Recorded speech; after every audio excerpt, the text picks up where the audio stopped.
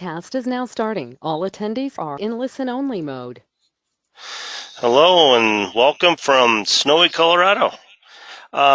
Greetings and welcome to the April membership meeting of CSINext.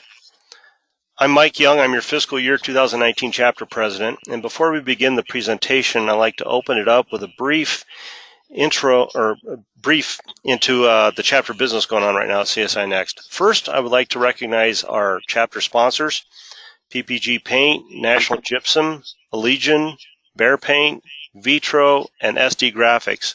Without them, there's a couple things we can't do at the chapter level, so their participation and support is greatly appreciated. May's presentation has been confirmed. Bear Paint will be presenting. Keep an eye out for the details and be sure to check the chapter website at CSINext.org for information on this and other chapter news. I strongly encourage any non-CSI chapter member that may be on this webinar to consider joining us. Besides receiving notifications about learning opportunities provided as part of our monthly membership meetings, you will receive monthly e-blasts with program information, access to your own blog, and information on chapter events and much more. Now for today's program. The topic today is an overview of important updates to the AIA A201-2017. And is presented by Greg Markling, FCSI, lifetime member, distinguished member, CCS, CCA, SCIP, lead, and EIEIO. For those of you that don't know Greg. If you have any questions, please type them in as we go, and we will address them at the end of this session. Or you can email Greg your questions at ibimsolutions@msn.com. That's IBIM solutions@msn.com. At the end of the presentation, there will be a survey. If you would like to receive learning units, please fill out the survey. And if you need AIA credits, please make sure you include your AIA number. Now I'd like to introduce our speaker, Greg Markling. Greg, take it away.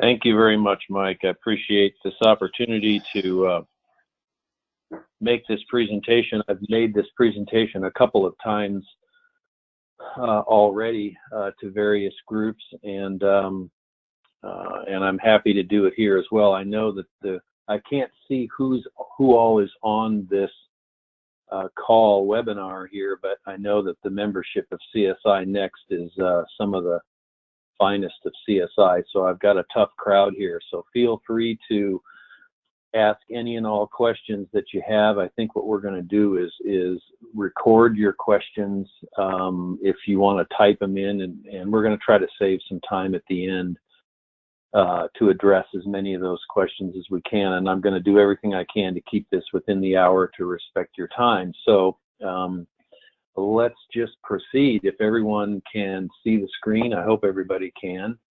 The perfunctory AIA slide, our learning objectives today are these four. We're gonna look at the basic conceptual and structural organization of the general conditions. I know that's basic information for this group, but it helps to set the stage for what we're going to talk about. We're going to reiterate and just recall the fundamental importance of the general conditions and how they govern all aspects of the contract documents. We're going to identify some new elements and changes of importance in A201 that are important to the specifier and the construction contract administrator, and then perhaps identify some practical applications of these changes that might be applied on current projects. I'm going to preempt or kind of overshadow the whole presentation by stating right up front, there are no major bombshell changes in this document.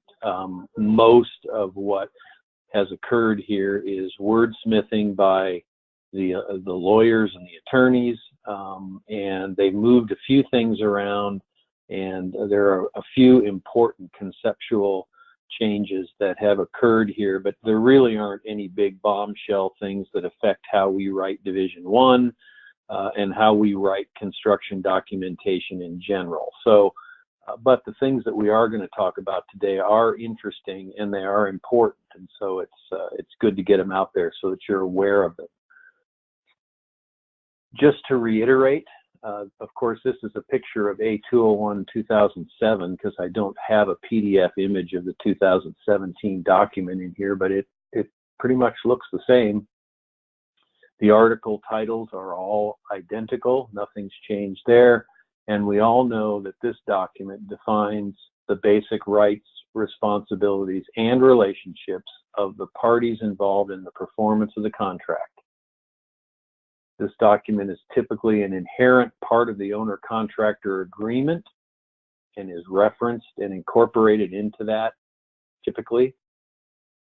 It's fundamentally important, and it must be used as construction contract administration is conducted.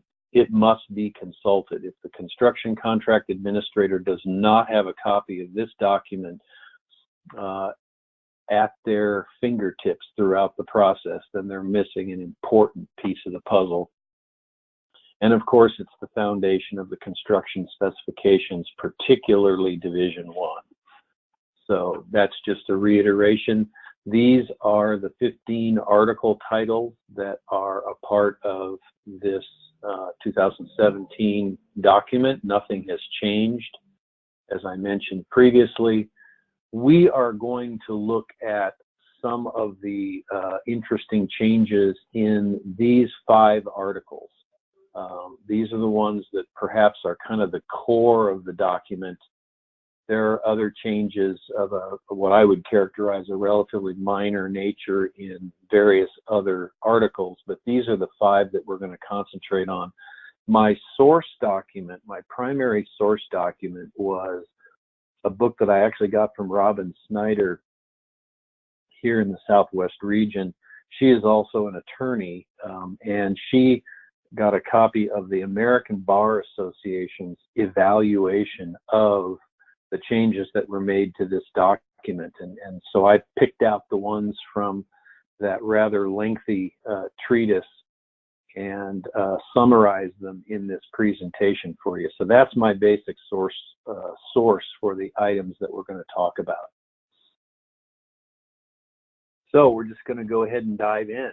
Article 1, under 1.6 notice. Written notice provisions were moved from Article 13 to Article 1, most likely to give them more visibility and a greater sense of importance up front in the document as opposed to buried back in Article 13 under miscellaneous provisions. And this is the important one here. The term notice is now defined as by mail, courier, or electronic transmission if a method for electronic transmission is set forth in the agreement, which would imply that if a method of electronic transmission is not set forth in the agreement, then electronic transmission does not constitute formal notice according to the A201. And in regards to claims in particular, the requirements regarding notice are further restricted to be by certified or regular mail or by courier with proof of delivery. So they're tightening these provisions up a little bit and defining the term notice, and they are allowing for electronic transmission if protocols for that are set forth in the agreement. So to dig a little bit deeper, in 1.7 under digital data use and transmission, this is kind of, a lot of these statements in here are sort of paraphrases, but got the essence of it here. The parties of the contract, it now says shall, as opposed to previously it said intend. The parties shall agree upon protocols governing transmission and use of instruments of service. So now it is a requirement of the general conditions and the owner-architect agreement to establish protocols that govern the transmission of and use of instruments of service. And the AIA A201-2017 edition for building information modeling and digital data exhibit is the primary vehicle for doing that. And as I mentioned, this provision backs into the owner-architect agreement as well. So there is an explicit requirement now that the two parties agree to these protocols. It's not an option anymore. In Article 2, under owner, there's a paragraph title change and a little bit of a reorganization. We now have a paragraph with a series of subparagraphs that's titled the 2.2 used to be information and services required of the owner. That's become 2.3, and we now have 2.2, which is called evidence of the owner's financial arrangements. So they've broken this piece of it out into a separate paragraph now. And it states pretty explicitly here, the owner shall furnish reasonable evidence. It used to be sort of upon request type of thing. Now it is the owner shall furnish reasonable evidence that the owner has made financial arrangements to fulfill the owner's obligations under the contract. This evidence is required prior to commencement and upon written notice. It's further elaborated that the contractor has no obligation to commence work until the owner provides this evidence. And if there is a delay in providing the evidence, that delay can be justified for claim for delay in the schedule. So it really puts the onus on the owner to provide this information prior to commencement and in a timely manner. So that's under Article 2, paragraph 2.2 is all broken out now, and then 2.3 is the balance of what used to be 2.2, which is information and services required of the owner, which is most of that language has not changed.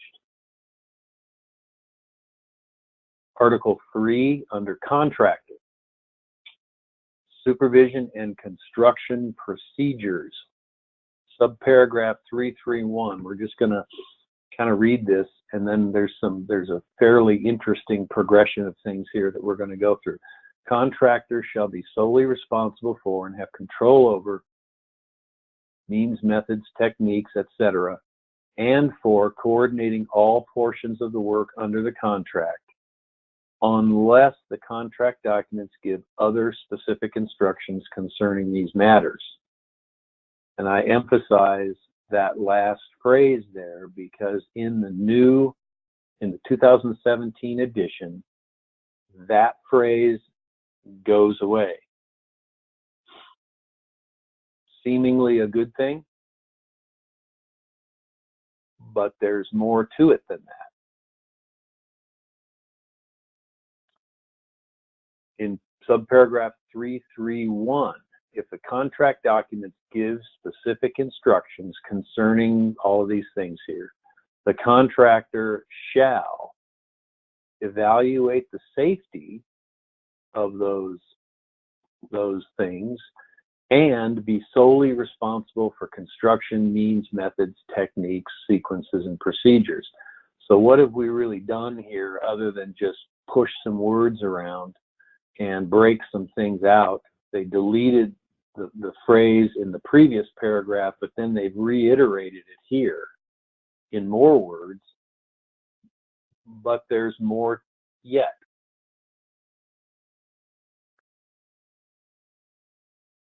If the contractor determines that such specific instructions concerning these things may not be safe, the contractor is required to give written notice to the owner and the architect, propose alternative construction means, methods, techniques, sequences, and procedures, And this is the interesting one. The architect shall, not may, but shall evaluate such alternatives solely for conformance with design intent for the completed construction.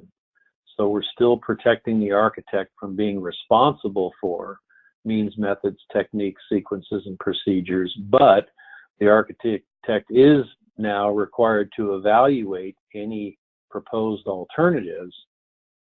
If there is no objection, the contractor is to perform in accordance with the proposed alternatives and assume responsibility. Not quite sure what this is all about. It expands on what used to be a fairly straightforward topic, and in my opinion, I think it's actually created perhaps a little bit more ambiguity by involving the architect, but then turning right around and limiting the architect to just as these issues may relate to design intent. I'm not quite sure what this is all about yet, but I'm sure that it will be tested in the near future, and we'll find out. But be aware of this particular expansion in 3.3. Okay, under permits, fees, notices, and compliance with laws. There are no substantive changes here, but this is kind of where I take a little bit of a sidebar, and I want to introduce something to folks, and I know some of you know this is a hot button for me, but it's important, and it does relate to the general conditions of what the general conditions say about geotechnical reports in particular. I'm on a personal crusade with all of my clients and every civil engineer in the country to see if I can't move the needle on this issue, and so far I'm not quite sure how much progress I've made, but in any event, the issue here is existing conditions that may differ materially from those indicated in the contract document. And so you might ask yourself, okay, so what? This is an important and often overlooked and ignored issue. When the geotech report is incorporated into the construction or contract documents by reference, it becomes a contract document where we as specifiers and as folks in the know in CSI, we know that the geotechnical report is not to be included in the contract documents. It is a recommendations report hired by the owner and written to the owner, and is to be used by the design team to design the project based on accepted recommendations. If that report is incorporated into the contract documents by reference, and the contractor digs the hole and finds conditions that materially differ from what that report is documenting, you're basically handing the contractor the means to make a claim for a change order. If that report is not a part of the contract documents, at least it's less likely or less justifiable for the contractor to use that particular document to justify a change order.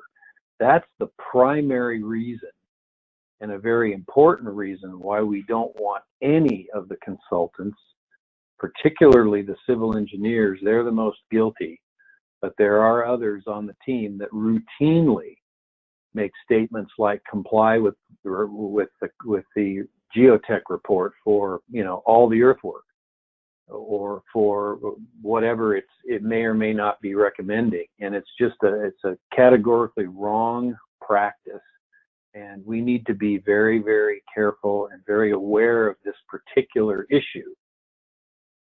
So if the geotech is incorporated, as I've already said, it's not the way we need to be doing things here.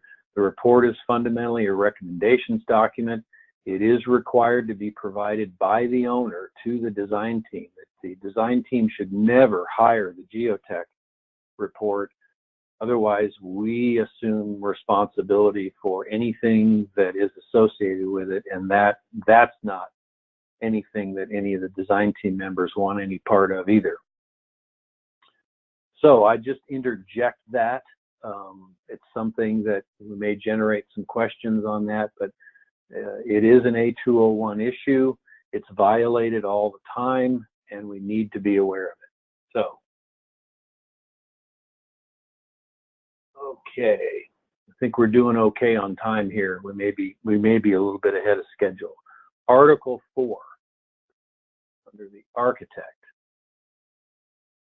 subparagraph 4.2.4. Regarding communications between the parties, the owner and the contractor shall endeavor to communicate with each other through the architect in all communications that relate to or affect the architect's professional services. And then it goes on to say that the owner shall promptly notify the architect of the substance of any direct communications between the owner and the contractor. Now, this has changed. We are highlighting these few words here, and these are where the changes took place. Okay. It now says that the owner and the contractor shall include the architect in all communications that relate to or affect the architect's professional services. And in the next statement, rather than referring to the contract, it has now limited this to matters relating to the project. And that is a subtle, but I think very important distinction that's being made here. Essentially, the way I'm interpreting this is that the owner and the contractor now are being given more of a license to communicate with each other directly as relates to matters of the contract. They're still required to include the architect in all communications that relate to or affect the architect. And now the architect is only really required to be included in conversations that relate to the project, not necessarily more broadly to the contract. A very subtle but very interesting change here. So that does affect, in many ways, how construction contract administration is addressed, in that there's now no longer a direct obligation for the contractor to communicate through the architect to the owner. There is a bypass mechanism in here now. And so we as architects, we need to be aware of that. And it may not feel comfortable, but it's something that is a part of this new 2017 A201. Article 11, insurance and bonds. This paragraph and many of its related provisions have been completely rewritten, largely deleted, in favor of a separate insurance exhibit A to the A201. We're not going to go into this in any level of detail here. Suffice it to say, though, that this does significantly may affect the way we write supplementary conditions. But in any event, it's been moved out of the A201 proper and into an insurance exhibit A. And I think the intent of this is to encourage the parties to more intentionally and proactively address the issue of insurance as a condition of the contract. And it pulls all that stuff out and gives it much more visibility in the scheme of the contract documents. So be aware of that. My experience has mostly been that I haven't gotten too heavily involved in documenting insurance requirements between an owner and a contractor, and that's probably a good thing, but be aware that it's out there, and that this major move has occurred in the A201 document.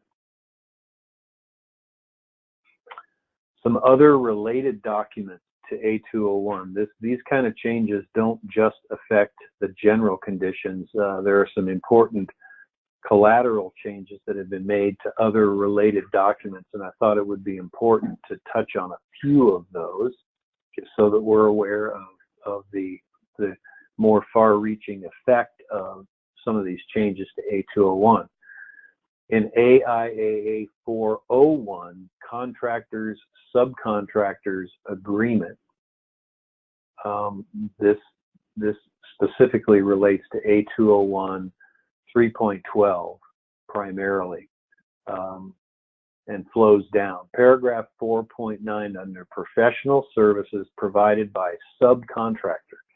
What this really is delegated design. It seems as though design professionals are delegating more and more design over to the contractor, and it filters down inevitably to the subcontractors, and so this issue is being addressed at this level as well. Just some things to note here in 4.9.1 of this A401 document. Subcontractors not required to provide professional services unless specifically required by the contract documents, or unless such are required to carry out responsibilities regarding means, methods, techniques, sequences, and procedures. If required for systems or certifications, contractor must provide performance and design criteria. And also for means, methods, techniques, sequences, and procedures, the contractor is required to provide that design criteria to its subcontractors. Otherwise, it is the design team's responsibility, or a specific member of the design team's responsibility, to provide design criteria sufficient for the contractor and or its subcontractor to perform any delegated design services that are required by the contract. That's the responsibility of the design team with delegated design, is that the design criteria must be provided as part of the contract documents or supplemental to that. But we can't delegate design and then require the subcontractor or the contractor to determine what the design criteria are, if that makes sense. In AIA B101, the owner-architect agreement, under owner's acceptance of non-conforming work, subparagraph 3.1.4, the architect shall not be responsible for an owner's directive or substitution, or for the owner's acceptance of non-conforming work made or given without the architect's written approval. And I've highlighted the words in red for emphasis. There is written approval required here, and the owner is accepting responsibility. If they're going to make a change or accept a substitution over the architect's objection, they assume that risk explicitly now. It was more implied in the previous edition. Further, in B101, liability for what I call busted estimates. In subparagraph 9.6.1, this is a related issue. This is interesting. This is very interesting, and I think it adds more complexity. Not sure why AIA would do this to its own, but the cost of the work now includes owner-supplied work. That adds even more uncertainty to what the budget really is, as opposed to what the architect is being asked to work to contractually.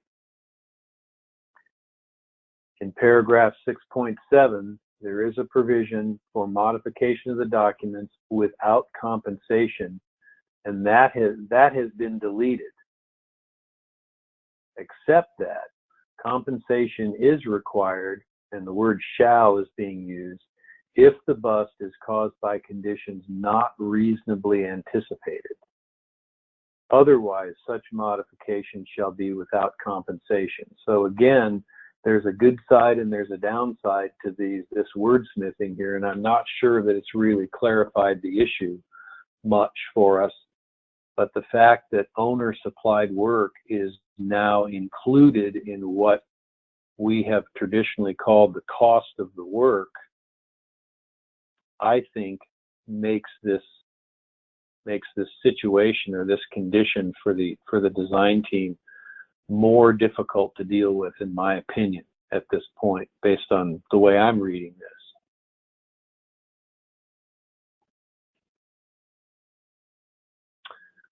Further, in the B101, and I think this is the last one we're going to look at in these documents, automatic termination. In paragraph 9.8, it says, except as otherwise provided, the agreement shall terminate 1 year from the date of substantial completion.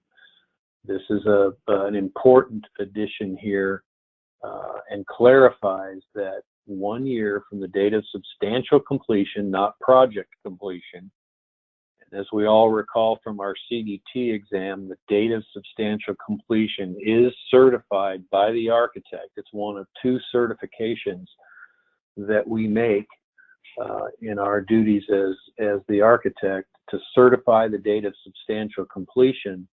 And it is that date, 1 year hence, when the architect's obligations under the contract with the owner automatically terminate unless there is some other agreement to the contrary.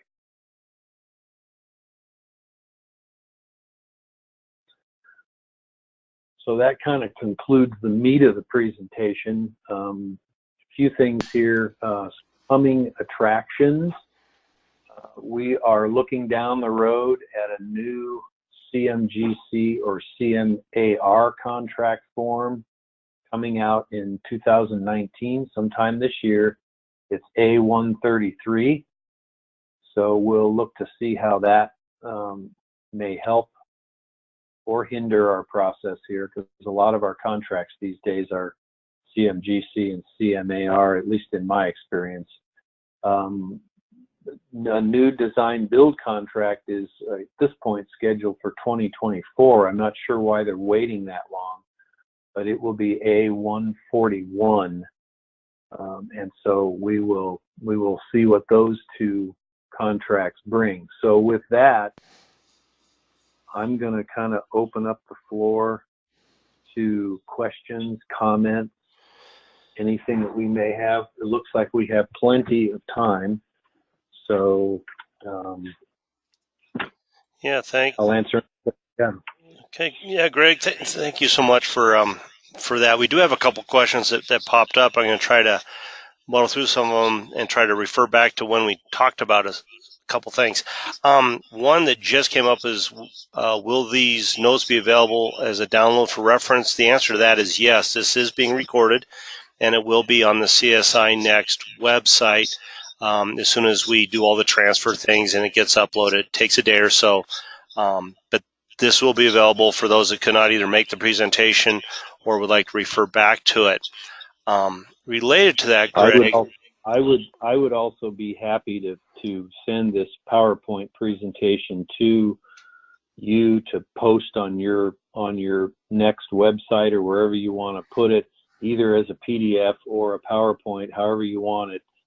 We can talk about that offline. I have no issue with that at all. Okay, that'd be great. Yeah, why don't you send it to me, and then will work out the details of posting it, or anybody can email either you or myself. For those of you that don't know my email, go to CSINext.org and look. My information's on there under the president stuff. So send me your email and we'll get you the information. Another thing that was asked about was the American Bar Association publication. What's the title of that? Is there a place others can get that other than knowing Robin? I don't have it with me in front of me here, but it's basically their desk. I think it's called the Desktop Reference Guide to the A201-2017. something along those lines. And so I think if you were to Google that, you'll probably find it. Okay.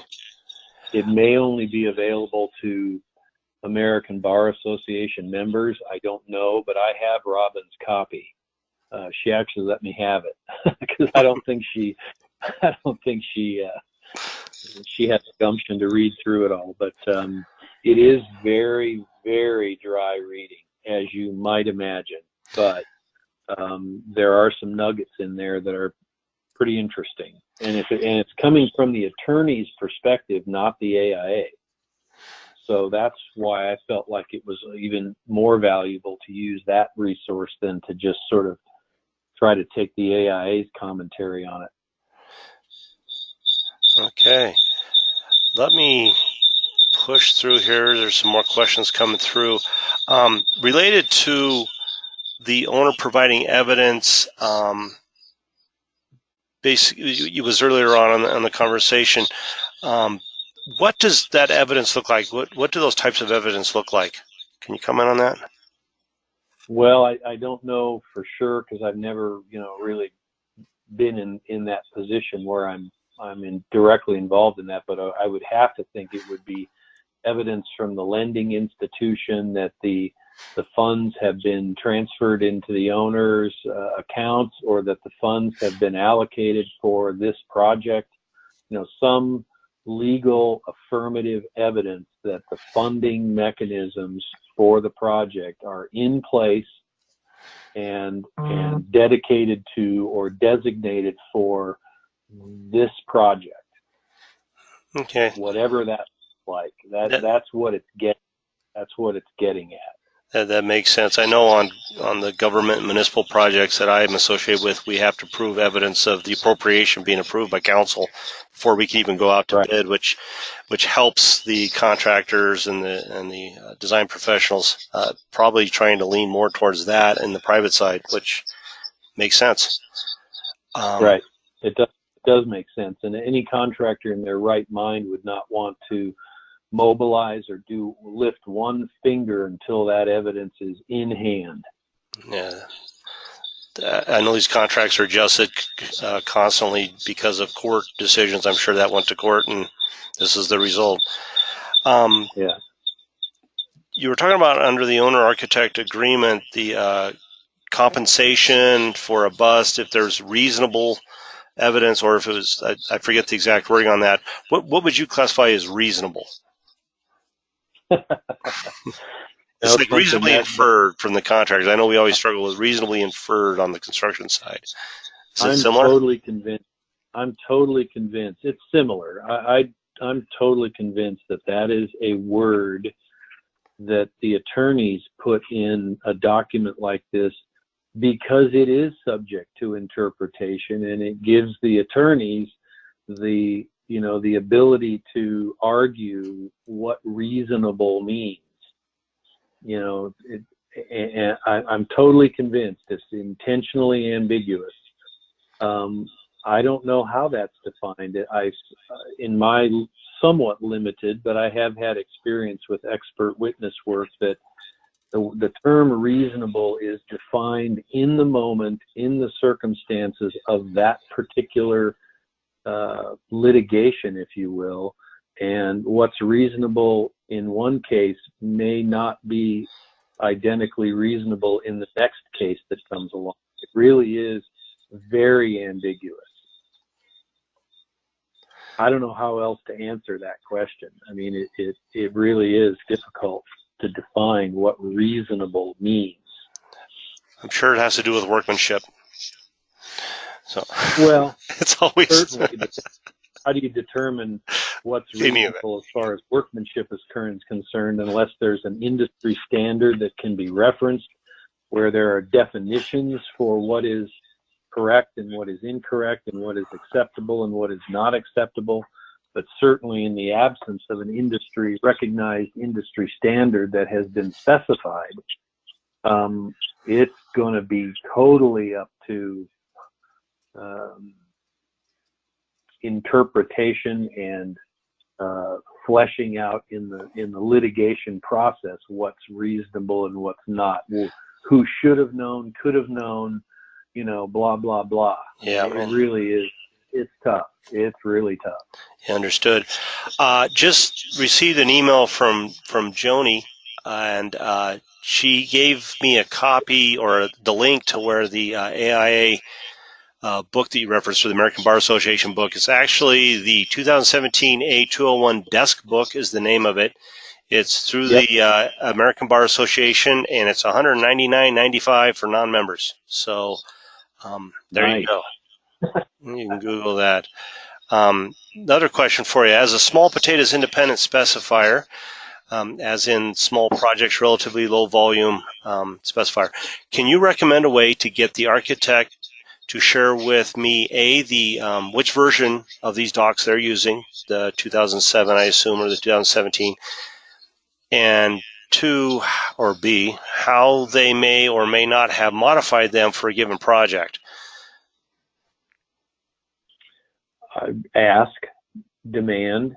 You need them. You need the A201. You need to know which edition of the A201. You don't necessarily need their agreement, but you need the A201 that's being referenced in their agreement. And if there have been any modifications to it in the form of supplementary conditions, that is information that the specifier must have in order to properly coordinate Division 1 and potentially other aspects of the project manual. And you have to ask, and you have to require it. And if they refuse, then the only thing you can really do is say, well, then you're going to get my best take. But if there are conflicts, it's on you, Mr. Client or Miss Client. I don't understand why an architect would not provide that kind of information. It's not confidential. It shouldn't be amongst the design team. But the key is getting the A201 edition with any supplementary conditions associated with it, not necessarily their owner architect agreement. Okay. When does this contract take effect, or it hasn't been in effect since 2017? Well, when it was published, it was available to the industry.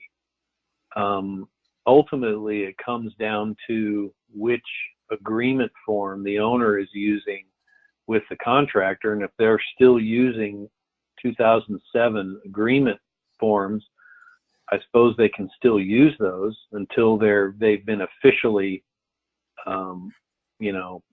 sunsetted by the AIA, which I'm not sure they have yet. There's usually an overlap period, but it has everything to do with the root agreement between the owner and the contractor and which A201 version that contract is referencing that brings this into play.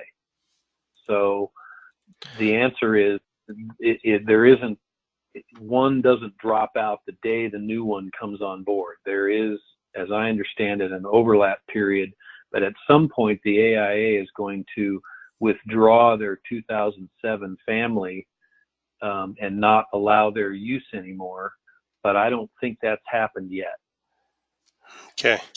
Kind of like Microsoft, they can't use the old versions. They don't support it anymore. Yeah. Right. Okay. Next question.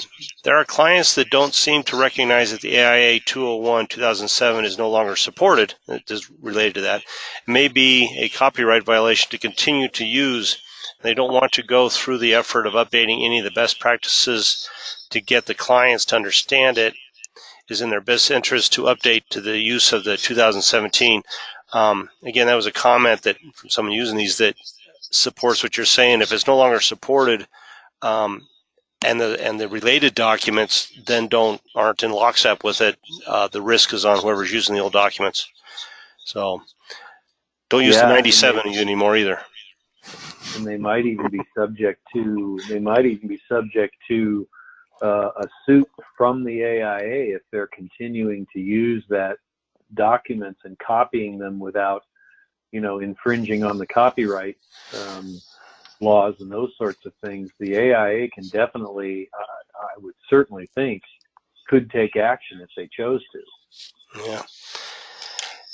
And I've got one more for you, Greg. Do you know of any examples of digital transmission protocols that are out there right now? And what I'm thinking of is we at the City of Denver, we've been trying to come up with what that looks like, not only for communication, but for records storage. Everyone keeps using like Procore and these project management softwares. We've been working on a Division 1 to try to help us through that. Is that the best place to put that, or would those protocols be agreed to in the special conditions? What do you think?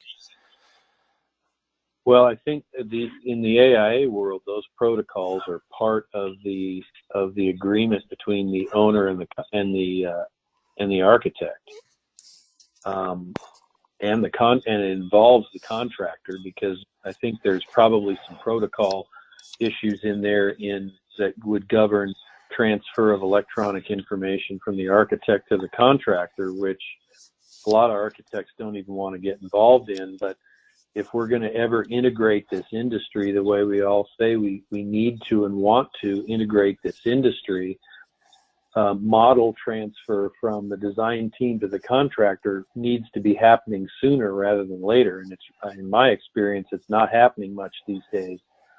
Contractors are generating their own models off of the 2D drawings or the output that the architects are providing, and generating their own models because the design teams are generating models that have no information in them, or incorrect information. And but the protocol agreement is fundamentally generated primarily and fundamentally at the owner-architect agreement stage, and it flows downstream to issues relating to sharing that information with the contractor.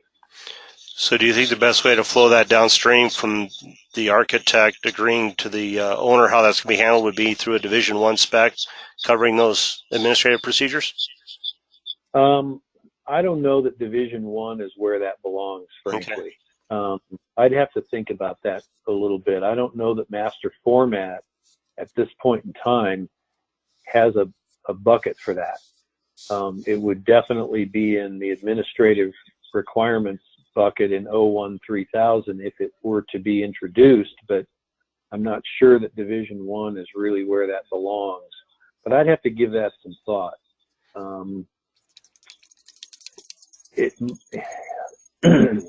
It's probably a supplementary condition issue. Okay. Sounds like a class for another day. Yeah, I think I'd need to give that some thought before I said definitively, yeah, I think that's where it goes. Okay. Well, I think that covers all the questions that came through. We have a couple other comments and some catch-up things on stuff. But like I said, we'll answer some of these via email if we can, or if you have some additional questions, any of the attendees do, feel free to email either Greg or myself. Greg, thank you very much for taking the time to enlighten us on this. We really appreciate your sharing your insight on the AIA A201-2017. Once again, for everyone, if you would like to receive learning units, please fill out the survey coming up shortly. And if you need AIA credits, do not forget to include your AIA number in that survey so we can get that out to you. I wish all of you a great day. For those of you northeast of me here in Denver, be careful, stay warm. For those of you that are going to be down into the 70s now in Tucson and Phoenix, those of you southwest of me here in Denver, stay safe and warm yourselves. It could get ugly at 70 down there. So take care, and thank you again for joining the CSINext membership meeting. Goodbye. Thank you.